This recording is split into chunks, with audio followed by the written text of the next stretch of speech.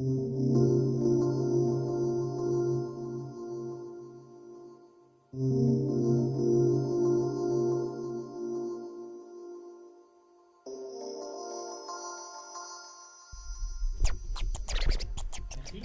pour votre invitation. Pour ceux qui ne me connaissent pas, je suis galeriste bruxellois, donc belge. J'exerce ce métier depuis plus de 25 ans. Voilà. Il y a 18 mois, j'ai été appelé par une association américaine qui s'appelle ATADA à devenir membre en tant que premier Européen représentant de cette association, membre de ATADA, une association américaine donc de antiquaires spécialisés en arts tribaux. Il est évident que, basée aux États-Unis, cette association regroupe majoritairement des marchands et des spécialistes en art amérindien. Bien, curieux de nature et intéressé par la démarche, j'ai suivi cette association et essayé de comprendre leur fonctionnement et voir ce qu'ils faisaient. Aujourd'hui, face à cette question de restitution et à d'autres qui se posent, qui peuvent ressembler à des dangers ou à des menaces pour nos musées aujourd'hui. Il y a d'autres questions qui sont soulevées. On peut parler de l'ivoire, on peut parler de la législation allemande qui a récemment changé, et l'anglais sur lequel ils travaillent pour l'ivoire. Eh bien, j'estime que en Europe, nous sommes trop peu, et je voudrais remercier et féliciter Maître Deby, ici présent, car j'estime qu'il est parmi les seuls à vraiment représenter une confédération de passionnés, pas seulement les professionnels que humblement j'essaye d'être, mais également les collectionneurs, les musées, ce groupe est aujourd'hui presque menacé par, je dirais, par cette question de restitution qui est posée sur la table. Alors félicitations à toi, mais au-delà de ça, et par rapport à ce que j'ai pu voir aux États-Unis, je pense qu'il est temps qu'en Europe, on pense à une association qui soit similaire à ATADA, et je donnerai la parole à M. Molloy qui s'exprimera à mon avis en anglais. Je serai là si vous le souhaitez pour traduire, mais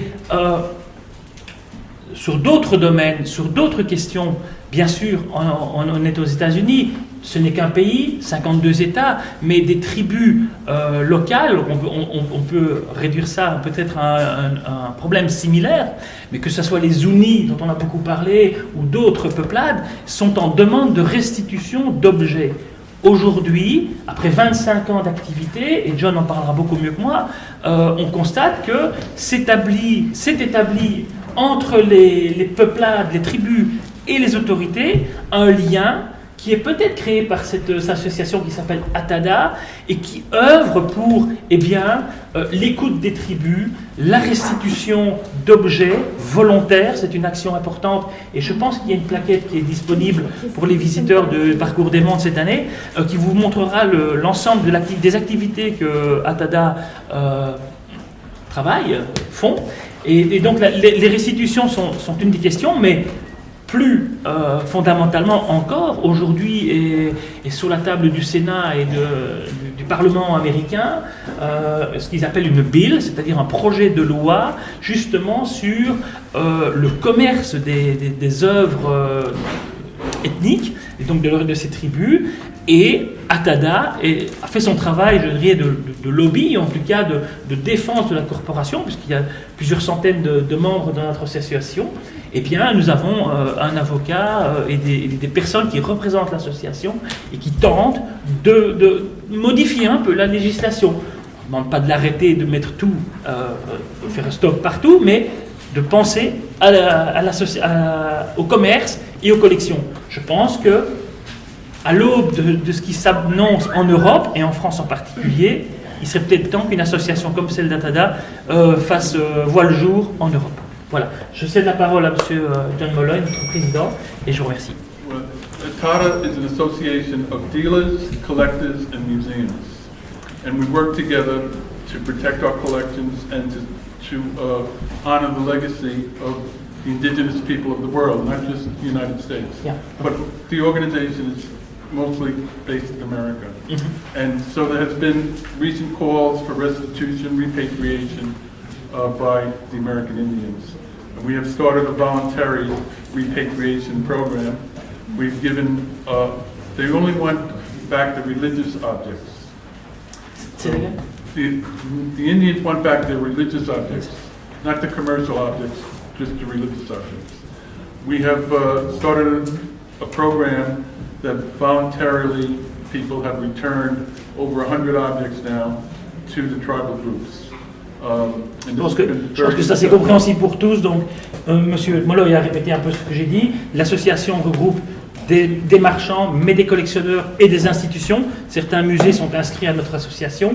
Et donc, depuis quelques années, il y a ce programme de restitution volontaire qui, sur base de demandes qui sont faites par des tribus, eh bien, les objets peuvent être restitués sans... And I think there's no cost for the tribes, right?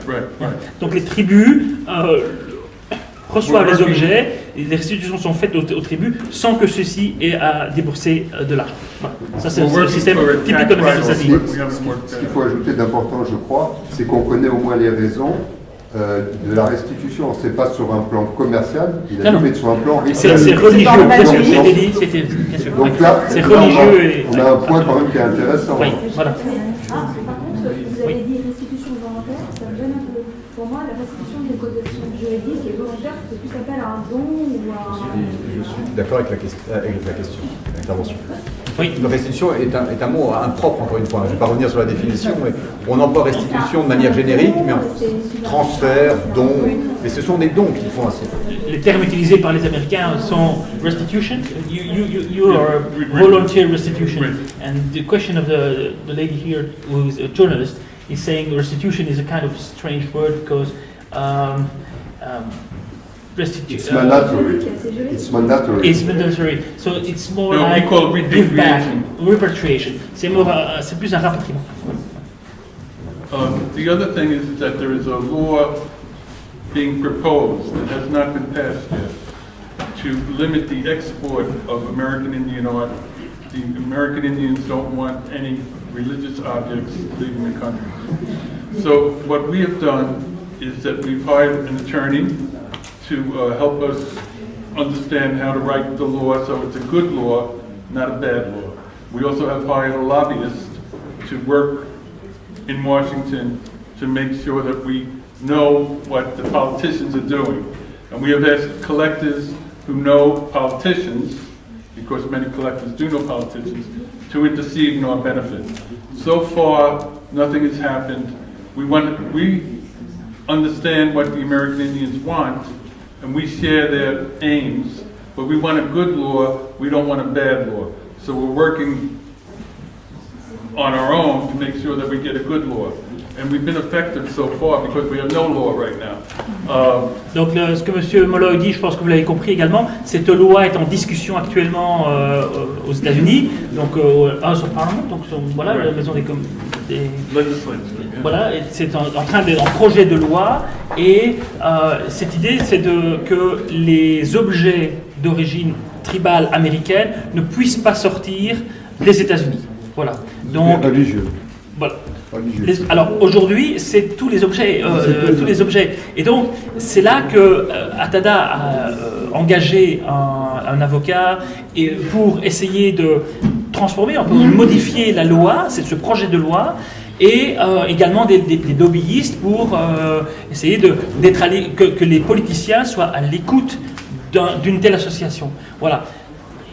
La loi n'est pas passée, mais récemment, on a reçu des avis disant, voilà, nous avons été écoutés, ce qui est déjà positif. Je pense qu'il est inutile d'être en opposition dans quelques situations que ce soit. Il est préférable d'essayer d'être en dialogue et d'essayer d'améliorer certaines choses. Voilà. Et c'est ce que Atada fait. But also in the European Union, there is a proposal to limit the import of cultural objects. So I would encourage Atada and collectors and museums to join together to make sure that you have good laws that protect your collections and protect your businesses rather than just let the politicians write the laws. And so I think that you should also have a lobbyist and attorneys to make sure that they don't make a mistake and hurt us.